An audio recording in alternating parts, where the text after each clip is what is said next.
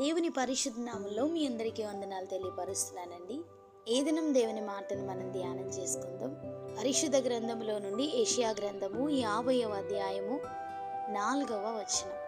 శిష్యునికి తగిన నోరు యెహోవా నాకు దయచేసి ఉన్నాడు. హల్లెలూయా. మహోన్నతుడైన దేవుడు మోషే గారికి తన చిత్తాన్ని బయలుపరిచి ఫరో ముందుకు మోషేను పంపించాలి అనేది దేవుని యొక్క ప్రణాళిక. అప్పుడు మోషే గారు, ప్రభువా, ఇంతకు మునిపైనను నీవు నీ దాసునితో మాట్లాడినప్పుడు నేను మాట నేర్పరిని కాను, నేను నోటి మాంద్యము నాలుక మాంద్యము గలవాడనని దేవునితో మోషే గారు నిర్గమాకాండము 4వ అధ్యాయము 10వ వచనంలో ఈ మాటలను మాట్లాడతారు. అందుకు దేవుడు, మోగవానినే గాని చెవిటివానినే గాని దృష్టి గలవానినే గాని గ్రుడ్డివానినే గాని పుట్టించిన వాడెవడు? యెహోవానైన నేనే గదా. కాబట్టి వెళ్ళుము, నేను నీ నోటికి తోడయుండి నీవు ఏమి పలకవలసినది నీకు బోధించేదను అని మోషే గారికి ప్రత్యుత్తరం ఇస్తారు. మోషే గారు ప్రభు సన్నిధిలో అనేక సార్లు తన నోటిని గూర్చి దేవునితో మాట్లాడుతున్నట్టు లేఖనం సెలవిస్తుంది. నేను నీ నోటికి అతని నోటికి తోడయుండి మీరు చేయవలసిన దానిని మీకు బోధించేదను అని దేవుడు మోషే గారితో మాట్లాడతారు. చాలాసార్లు దేవునికి ఏవేవో ఇవ్వాలని అనుకుంటుంటాం. దేవునికి ఇష్టమైన సాక్ష్యాన్ని మనం చెప్పేవారంగా ఉండాలి. హోషేయ గ్రంథము 14వ అధ్యాయము 1వ వచనంలో, ఎడ్లకు బదులుగా నీకు మా పెదవులను అర్పించుచున్నాము అని నీవు అంగీకరించదగినవి అవే మాకున్నవి అని లేఖనం సెలవిస్తుంది. మోషే గారి నోటికి దేవుడు తోడయుండి బలహీనులైన ఇశ్రాయేలీల్ని బలపరిచారు. క్రొత్త నిబంధనలో పామరులైన శిష్యులను ఏర్పరచుకొని వారి నోటికి దేవుడు తోడయుండి ఆయన రాజ్య సువార్త నిమిత్తమై వారిని వాడుకున్నారు. దేవునికి పెదవులను అర్పించే సమర్పణ జీవితం మనం కలిగి ఉండాలి. మన నోటితో దేవుని మాటలను పలికేవారముగా, మన నోటితో దేవుని గూర్చి సాక్ష్యాన్ని ప్రకటించే వారముగా శిష్యునికి తగిన నోటిని మనం కలిగి ఉండాలి.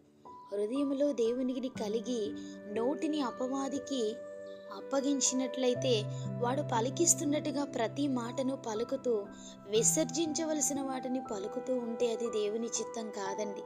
దేవుని సన్నిధిలో మనం పాడేవారంగా, వాక్యాన్ని పలికేవారంగా మాత్రమే కాదు, సంఘం వెలుపట కూడా దేవుని గూర్చినటువంటి సాక్ష్య జీవితాన్ని మనం కలిగి ఉండాలి. అనేకులకి ప్రభువును కూర్చున్నటువంటి ఆ ఉన్నతమైన సాక్ష్యాన్ని మనం పంచుకునే వారంగా ఉండాలి. మన పెదవులతో ప్రభువుని స్తుతించాలి, మన నోటితో దేవుణ్ణి గణపరచాలి. ఆయనను గూర్చినటువంటి మాటను చెప్పుటకు మనం త్వరపడాలి. యెహోవా యందు భయభక్తులు కలిగిన వారు మాట్లాడుకొనుచుండగా దేవుడు చెవియొగ్గి ఆలకిస్తారు అని లేఖనం సెలవిస్తుంది.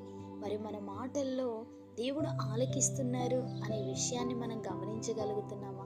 ప్రభు మన మాటల్ని ఆలకించేవారు. మరి విశేషంగా ఆయనను గూర్చినటువంటి మాటలు విశ్వాసులు మాట్లాడుకున్నప్పుడు మరి విశేషంగా ప్రభు ఆ మాటల్ని ఆలకిస్తున్నారు అనే విషయాన్ని మనం జ్ఞాపకం చేసుకోవాలి. దేవుని మాటకు అవిధేయత చూపించిన అనేక మార్లు ప్రభు సన్నిధిలో నా నోటి మాంద్యమును గూర్చి జ్ఞాపకం చేసుకో ప్రభు అని మోషే గారు ప్రభుని బ్రతిమిలాడుతున్నా ఆయన మోషేని ఏర్పాటు చేసుకొని తన నోటికి ఆయన తోడై ఉండి ఏమేమి మాట్లాడాలో అవి పలికించి బలమైనటువంటి ఫరో సామ్రాజ్యాన్ని కూల్చివేయడానికి బలహీనుడైన మోషే గారిని దేవుడు వాడుకున్నారండి. నేటి దినాలలో విశ్వాస జీవితాన్ని జీవిస్తున్న మనము కూడా మన నోటి ద్వారా ఎదుటి వారిని ప్రభులోనికి నడిపించగలం. మన నోటి ద్వారా దేవునిలో ఉన్న వారిని మనం అవిశ్వాసపు మాటలను వారితో మాట్లాడి వారిని కృంగదీయగలం.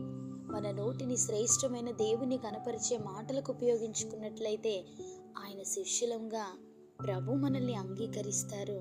ఆ అంగీకారంలో అనేకులకు మన మాటల ద్వారా అద్భుతమైనటువంటి బలాన్ని, శక్తిని, కృంగిపోయిన వారిని లేవనెత్తగలిగినటువంటి అద్భుతమైనటువంటి దైవిక విడుదలని దేవుడు మనకు కలిగించి అనేకులను విడిపించే స్థాయిలో మనల్ని స్థిరపరచగలుగుతారు. ఆ దేవుని యొక్క సన్నిధి మనందరికీ తోడైండి మనల్ని నడిపించునుగాక.